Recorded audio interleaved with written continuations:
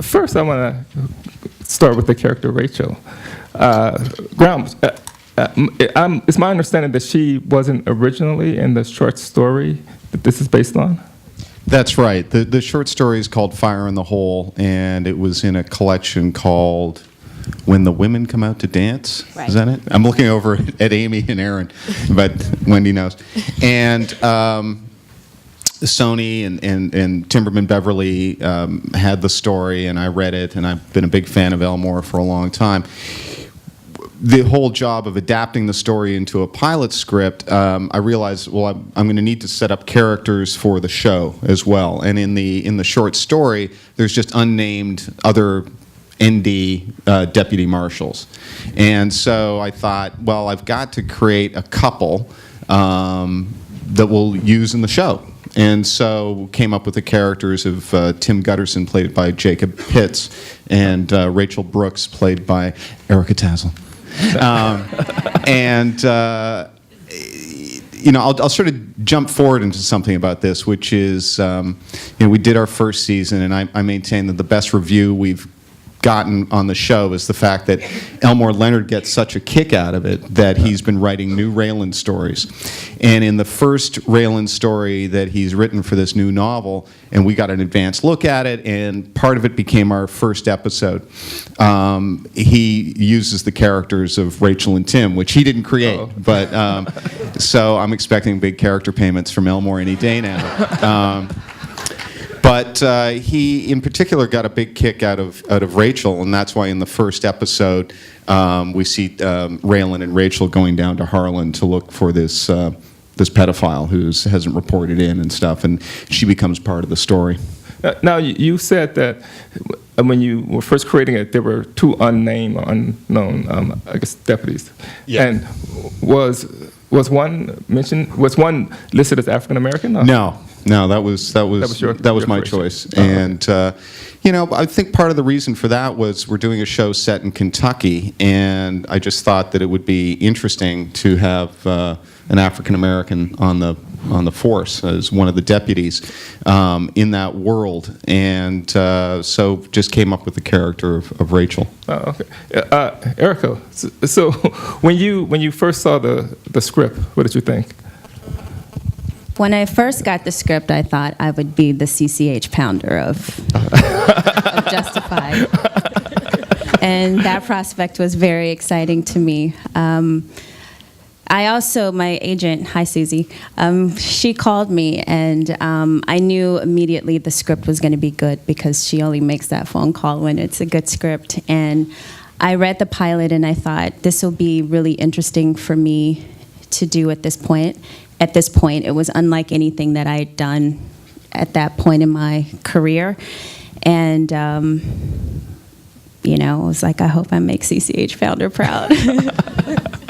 But so Wendy, you authored this episode, but also when you first got the script for the pilot, what did you think of it? Well, the first thing that happened was Graham called me, and Graham and I worked together on a program called Reigns that was on NBC. And when someone who you meet and you feel creatively in tune with calls you and says, I'm doing the show, are you interested? You immediately say yes. So I already knew that it was going to be well written because of Graham. And then when I read the character of Rachel Brooks, I was extremely excited. I got on the phone and called my mother immediately, and I said, Mom, there's a black female marshal on this show. I gotta write this show. And that was my reaction. Now, to be fair, in the pilot, if you remember that first episode in the first season, neither Rachel nor Tim have a lot. And so part of it is when you're doing a pilot and you have to spend 89% of the time with Raylan and the other 11% of the time with the bad guy, Boyd Crowder. So, a lot of it was just promising these actors that, in series there will be more. And what makes it sort of interesting but also difficult is in the casting then, they're reading a few lines like, stop or I'll shoot, and it's like, okay, how is that person going to play out for 7 years based off that one line? But So there's a certain trust that has to go both ways. Oh, no, go ahead, Erica. Speaking of great lines, I remember the audition material for the character. She had a line that said something like, the character of Ava shoots Boyd. No. It shoots Bowman. Her husband.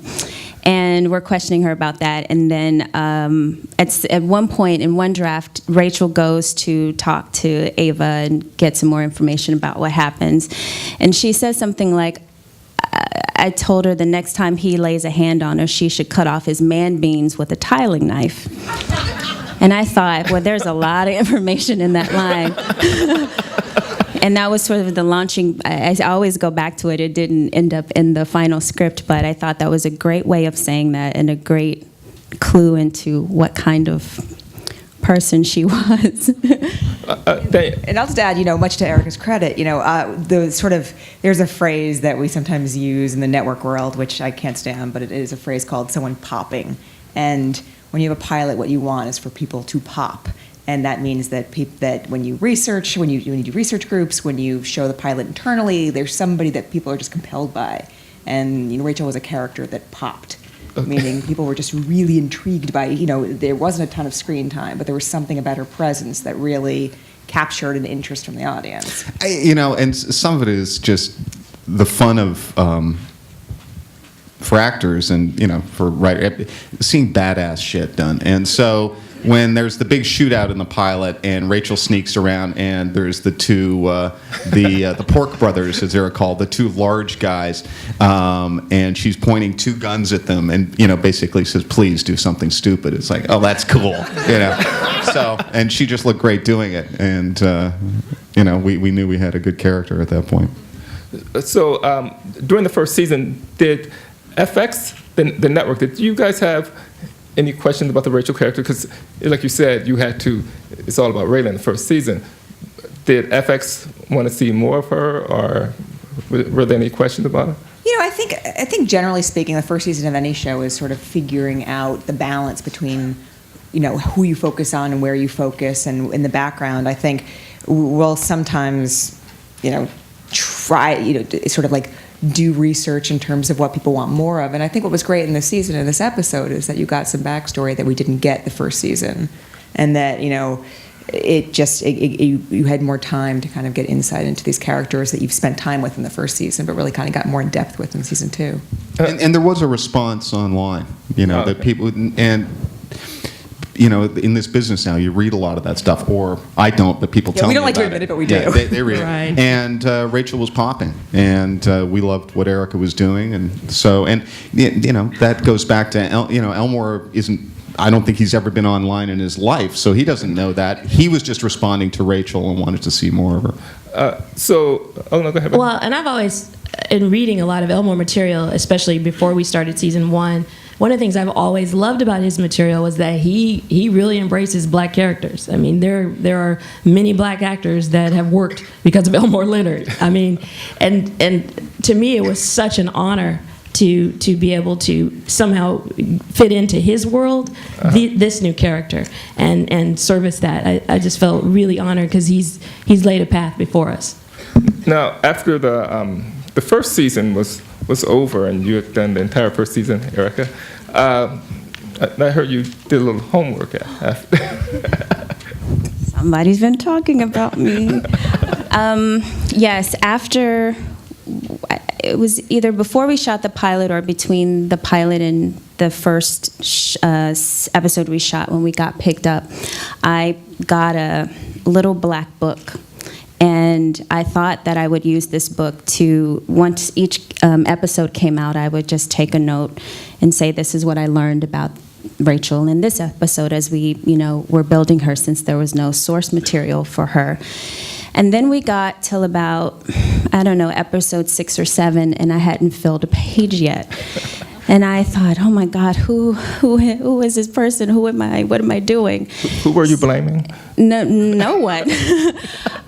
Like he said, it's season 1, and there's a whole bunch of stuff that we have to figure out. So what I did as an exercise, after the first season aired, I saved all of the episodes in my DVR, and I came back to the season either in July or August, after I knew I was for sure coming back for season 2.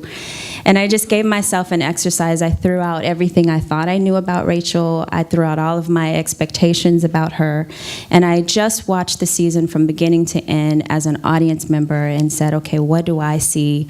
What do I think I know about this person, based on, nonverbal communication, verbal communication, what the other characters say about her, how the show got edited and cut. And then I wrote those things down. And then I just connected the dots and created a family background history for her, how she ended up in the Marshalls, why she decided to go to the Marshalls. And I thought, should I tell Graham about this? And I decided to simply to let him know this was what I was going to start as a foundation for season 2, and trying to ground myself in who this woman would eventually be. And so I put it in an email and I sent it to Graham, and it was like, this is what I'm doing. Just wanted you to, share. And also just to say, I'm here and I'm interested in the process of creating this character. And these are some things that, I've been thinking about. So, Graham, after you received this shocking email, how did you react? We have just a tremendous cast, and there's been a lot of input from the cast. Tim gives a lot, as we well know, every scene, every day, every script. Every word. And, it was just refreshing to get Erica's input. When Nick Searcy, who plays Art Mullen, would send me an email, he just wanted me to have him married to a very young stripper. And so I appreciated someone who was actually doing something that was worthwhile. I think we should do that in the third season. We should. Just find out he's married. Anyway. No, I just thought it was great thinking. I mean, listen, part of the reaction, you read the email and is, oh my God, this is so much work that I haven't done. That I have failed at, that I haven't, we haven't created this character bio. And you get so caught up in just trying to make the season work, and especially with a show where there's a lot of serialization and keeping track of that. So you have the first thought of, I've failed, and then the second thought is, oh, thank God Erica's done it, because this makes sense. And I mean, we've talked about Rachel before doing the pilot, and, my feeling was that this is a woman who, got into the Marshalls because it's a good career. And, she found that she was good at it, and that she has ambitions, and she's very clear-headed and has a lot of focus and is no nonsense. And just sensed early on in the first season that she'd be a nice foil for Raylan. And we also found that in the second season that Tim also has his attitude towards Raylan. And we got to play with that a little bit more, because, there's the nice stuff in the first season when, and this was actually Tim's idea when we were doing the dentist episode. He said, let's have Rachel go along with Raylan on that. And we got some nice scenes there. And that sense of, how would people in an office react when this, swaggering guy in a cowboy hat comes in, and knows their boss from the past. And so we liked that, Raylan's our hero, but not everyone's in love with him, and just the ladies. Anyway. So how did this particular episode come about? Well, I think it was part of the biography that you sent in that email, wasn't it? Yes, that was a happy accident. I didn't expect an episode at all, and Graham's response to the email was, "Wow, this is really interesting and good stuff. I'm going to take it to the writers' room, and maybe we have material for some episodes." And I was like.